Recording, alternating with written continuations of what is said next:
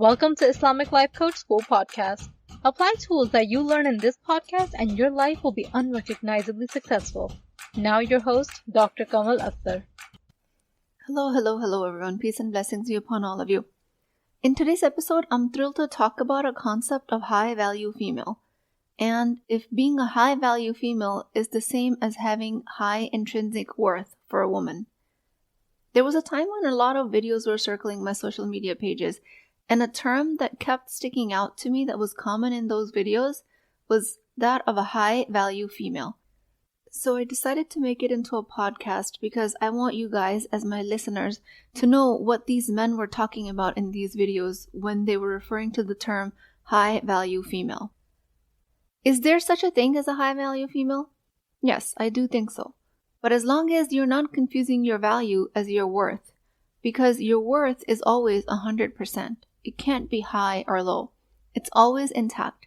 It's not dependent on anything you achieve, or anything you receive, or anything you contribute to the world. Your worth was always 100%, starting from the day you were born, and it will remain 100% until the day you die. And it will continue to be 100% because as Muslims, we believe that the soul leaves the earthly body and journeys to another world. So it remains at 100% worth, even after you die. The questioning and the punishment of the afterlife is not based on your inherent worth. It's based on the actions you took in the world.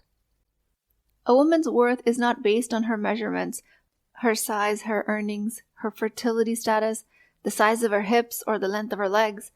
A woman's worth is not increased by meeting current acceptable standards of beauty, and it's not diminished if she doesn't meet them.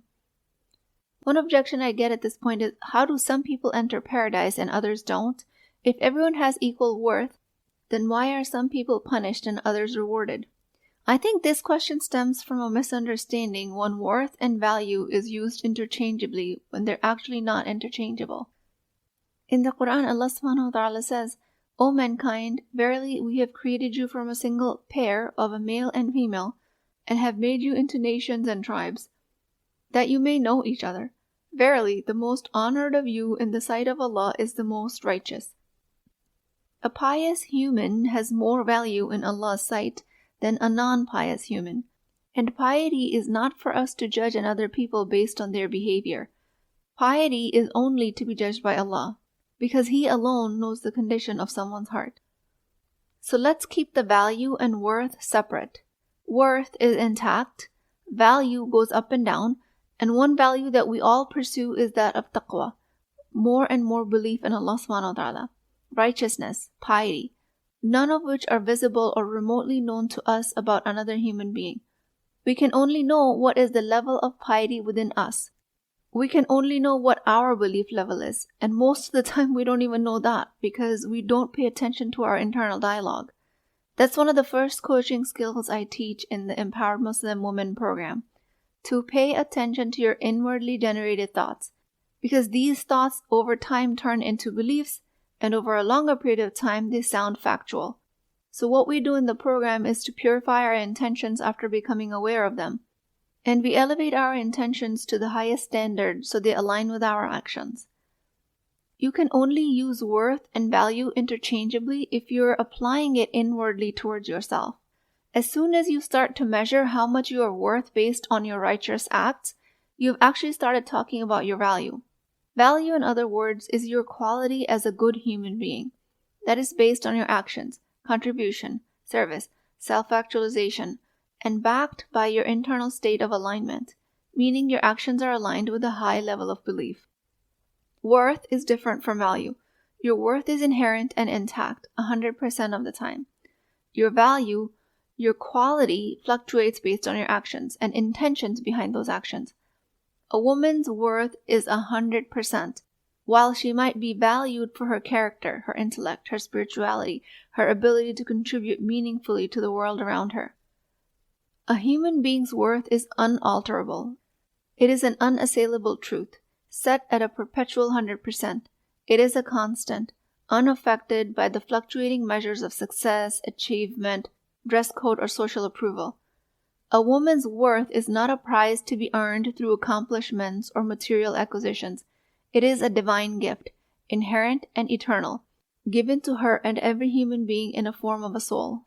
The notion that a woman's worth remains intact from birth until death, and even beyond into the afterlife, is deeply rooted in Islamic teachings, which affirm that every human being is honored and dignified by their Creator when Allah subhanahu wa ta'ala gave each human a soul, pure on its fitrah, a soul that is closest to Allah subhanahu wa ta'ala in its purest form. So since we have kind of set the record straight about how to interpret value and worth differently, we can move on to help you understand how to become a high-value woman. And I always say this about the language. We agree on a set of language so that we can move on to create more advanced understanding of our life, creating a better quality, and so that we can have more nuanced conversations about it. Worth is inherent because Allah created you. Value is from the quality of your contributions. Worth is intact for every human being. Value is what gets you into paradise, inshallah. Now, your perceived value by others will go up if your self-perceived value goes up. And you do that by completing your belief in your inherent worth as a human being first. You must have that foundation in place. Otherwise, you're not going to be able to create a highly valuable you. Your value goes up by building on your worth and working to increase your value by having more and more taqwa, higher and higher forms of God consciousness. If you believe that your value is defined by how you dress or how you look, then other people will believe that about you. If you believe it's by your expertise and contributions, then that will become their standard as well. But the key is that you have to believe your value first. If you believe that your value comes from your measurements, porcelain skin, then that will become the standard. If you believe that it comes from unshakable faith in the teachings of Islam, then that will become other people's standard for you. In your understanding of how you want people to value you, all you have to do is decide what you want to value for yourself. That's it. Nothing wrong with you extracting value from your dress size, the contours of your body, the symmetry of your features, but that's the level of value you're choosing to hold yourself to. Then that's what the world will measure you against. And most women are doing that. But most women are doing it because long-term subliminal cultural programming, media, movies, all of that chooses that for them. You can choose your value to be physical features. I just want you to be aware of that choice you're making, if you're making it. But I also do believe that that's the shallowest form of value that a woman can add to herself, especially if it's a way of feeling belonging in a form of a man's gaze. It is a very subtle belief that many women carry, including myself. This is a result of rather innocuous form of misogyny, discrimination against women as being inferior just because they don't meet the standard beauty that a man dictates. Do looks add value to a woman in a bigger scheme of things? Absolutely. That's how the society is designed. Because most women believe it adds value to them if they're appealing to a man's eye. Again, rather shallow form of adding value, but it's still there, stripped down to physical features. And I'm not saying don't take care of yourself. I'm not saying let your facial hair grow, stop caring about body odor. I'm not saying any of that. I'm saying do it with an elevated thought behind it, which might just be that my looks have nothing to do with how a man approves of me, and you get to believe it. A lot of people these days throw the word value around. What does that even mean? What do they even mean? It doesn't matter. What matters is what you are making it mean. You have a choice to making your value be anchored in hard work, conscious parenting, creating successful business, or just your looks. What determines the difference of what kind of value you're choosing yourself? If you're allowing physical features, your service, your level of faith to determine your value, the only difference among all of them is your thoughts. If you lead a workshop on advanced coding techniques, but your brain is primed to believe that your suit has to be tight in just the right spots, then and only then your mind will be able to drive your value from your appearance, then that's what everyone else will focus on as well. If you think your value is from your presentation, quality of your ideas, drawing admiration and respect for your dedication to your job, that's what everyone else will focus on as well. All you have to do is choose to believe that your contribution, your effort, your learning, and your skills bring you value. And that's what will come true. What you consider to be high value makes you a high value female. Whatever you choose, your brain will follow suit. Because the subconscious mind loves to create evidence for what the brain believes. Again, worth is inherent. It's always beyond the value you give to the world. Every human being is a masterpiece of divine creation. Just this perspective alone is a powerful antidote to the relentless judgment imposed by the contemporary beauty standards. Quranic verse, لَقَدْ خَلَقْنَا الْإِنسَانَ فِي أَحْسَنِ تَقْوِيمٍ. Indeed, we created the human being in the best design. Surah At-Tin, Ayah 4. This design transcends physical form, because in the very next verse, Allah subhanahu wa ta'ala says that despite this design, there is a possibility of human beings to descend into the lowest of the low. How is it that with the best physical attributes, you can be regarded of the lowest of the low form? That's when you choose low values for yourself. The word taqweem used in this ayah, based on qaf, waw, mim, the 3 Arabic alphabets, signifies an upright character and spirit. Your one true nature, that is your soul, crafted in the highest form. But your stature in the universe is ultimately determined by your actions and choices, by your adherence to the path of righteousness in the face of challenges. This narrative of being created in the best of design, but having the potential to be low, is the testament to your inherent potential as a human being. Because making the choice and aligning your life with the spiritual and high moral blueprint is what defines you. And these values is what I'm trying to emphasize here. Given that the worth of a human being is always 100%, your inherent worth is intact. You have the option of creating the value you want to contribute towards the world, and that fluctuates. That could be your contributions, sincerity behind your actions, and actions are always merited based on their intentions. And that's the race here. I believe what makes a high-value female is the standard of her intentions behind her actions. A high-value female is the one who has the highest form of thoughts about herself, about the people around her, about her abilities, about Allah subhanahu wa ta'ala. Worth doesn't determine your standing in the afterlife. Value does. And the value you contribute to the world can go up and down based on the righteousness of your actions. Consider the full inherent worth to be a factual statement, something that Allah subhanahu wa ta'ala has already declared in your favor. And He has said that He has made human beings in the best design. You don't get to argue with that with your self-limiting internal dialogue. If you were considering your inherent worth to be more or less than 100%, it's because of your thoughts. It does not change the fact of the statement. This sanctuary of a belief that your self-worth is always intact is liberating and empowering.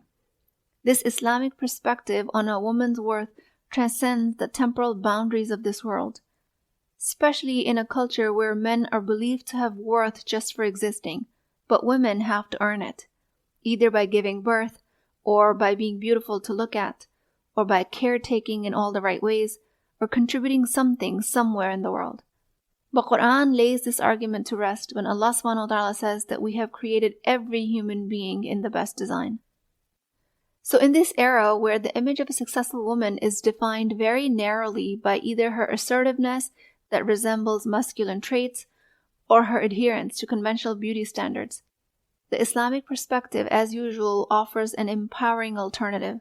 A high-value female in Islam defies stereotypes, not by being the authoritarian or ultra-glamorous archetype, even though you can choose that for yourself if you want, that is all-encompassing and wholesome. Her intellect, her spirituality, compassion, leadership. Then there are challenges against internalized racism and sexism. All of that impact your self-perception. Living in the world where prejudice exists, it's common to absorb negative stereotypes and biases.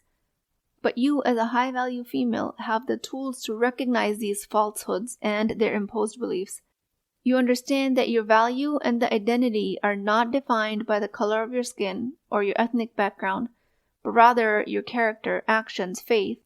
It's about reprogramming your mind to celebrate your heritage, to be proud of your culture, and to see diversity as a strength, not a liability. That's a high value. Beliefs based on financial scarcity also create a low sense of value. A world where it's very easy to equate success with wealth. It's easy to feel less valuable when you're facing financial challenges. But what you need to understand as a high-value female is that your worth is only tied to your net worth if you choose to believe so. You know that money is easy to earn when you hold yourself in high regard, and when you can choose to believe that richness comes in many forms: knowledge, spirituality, relationships, character. If you're struggling with financial scarcity, work on developing a mindset of abundance and trust in Allah's provision. Focus on being resourceful, on gratitude for what you have, and on the belief that your financial situation does not define your value as a person. That you can have more money, and you can choose your net worth to define your value. All of those are options. Modesty in Islam is not just a dress code. It's a state of mind. It's about carrying yourself with dignity and respect, both in attire and in behavior. Your modesty can totally be your value. It can be your strength. It's a deliberate choice that reflects your self-respect and your respect for others. The modest approach extends beyond your clothing, all the way to demeanor, behavior. With modesty, you can be assertive and ambitious when needed, and you can be kind and humble. If you choose modesty as a value, it shifts the focus from superficial judgments to your skills, ideas, contributions. If you consider your modesty as a high value, then other people around you will also consider you as a high-value female because of it. Leadership qualities can make you a high-value female. Leadership from service as an opportunity to serve and uplift others. Leadership in Islam is really synonymous with service, not the same as the toxic assertiveness of current culture. You as a high-value leader who sees herself as a role model, not as someone who occupies the pedestal. Choose any or all of these qualities to make yourself a high-value female. Choose the best quality: clothes, cars, self-care, a high net worth. But also remember that none of it will increase your inherent worth. It will only increase your value if you do it from high-quality thoughts. And the highest quality thoughts are that of taqwa, closeness to Allah, and gratitude. When all is said and done, I do believe there is such a thing as a high-value female. But if the term high-value female stirs in you a desire to be seen by others, acknowledged and respected, this will leave you burned out and consumed because you have based your high value on others' opinion of you. A high value of a woman does not come from societal validation, but rather from self-validation. You could be a leader in your community, a nurturing presence in your family, or a trailblazer in your professional field. But if you delegate your validation on others because of these qualities, you have lost your value. Whether you choose a hijab or a miniskirt, business suit or PJs, your worth remains constant and your value comes from your belief in yourself. I personally have decided to consider my value in my practicing of Islam, my practicing minimalism, not just in material possessions but in my thoughts and actions, value in having financial independence. I have decided my hard work, my dedication to my family, my constant striving to improve my prayers makes me a high-value female. I also choose to dress nicely, wear makeup and jewelry when needed. I laugh silly and I cry ugly when the situation calls for it. And the unapologetic nature of my choices makes me a high-value female. I encourage each and every one of you to ponder what being a high-value female means to you. It might be in your relentless pursuit of knowledge, your dedication, your commitment to the family or the community. It could be your wardrobe, your makeup collection, your social media following. You, the authoritative boss lady or parent that you are. Whatever it is, let it be chosen with awareness. Engage in continuous self-reflection and grow from your mistakes after istighfar. If you have chosen values from low-quality thoughts, it's never too late. Because you will make mistakes. It's not a matter of if, it's a matter of when. When you do make a mistake, consider yourself a high-value female for asking for forgiveness. Value is the unwavering belief that you're capable and deserving, 100% worthy regardless of external validation and regardless of your mistakes. This confidence is rooted in faith, in the understanding that you are the creation of Allah, each with your unique purpose and potential. Allah's mercy is always with us, even if we make mistakes. A high-value female knows that her value is not contingent on perfection, but rather on her effort. And she also knows that the worth is never contingent on anything. She knows that her effort involves recognizing her strength and embracing her flaws, not as failures but as opportunities for improvement. Being a high-value female is about setting boundaries that respect your values and walking away from situations that unsuccessfully try to diminish your worth. With that, I pray to Allah subhanahu wa ta'ala, O Allah, the Creator and the Sustainer, you have endowed us with the pure soul with inherent worth, unchanging and divine. Help us choose our values consciously as well. Help us, Ya Allah, to enhance our value through actions that reflect taqwa and sincere intentions. Let us not be swayed by appearances or fleeting validations, but rather let us find strength in your divine guidance through our faith. Protect us from any force that seeks to diminish our worth. Instill in us the wisdom to value ourselves with the only things that align with your pleasure alone. Ameen Ya Rabbal Alameen. Please keep me in your du'as. I will talk to you guys next time. If you're interested in getting coached by me, I'm offering a very affordable opportunity to do that with Wisdom Wednesdays. This is not a course, not a lecture. This is an opportunity for live coaching, real change with Islamic adab and etiquette. You do not need more information. You actually need a space to create change. At $19.99 a month, which is the price of takeout dinner, you as a Muslim woman will create confidence, intimacy, and connection without shame or fear of judgment, because your privacy is my highest priority. So join at www.islamiclifecoachschool.com, resources, Wisdom Wednesdays. I'll see you inside, inshallah.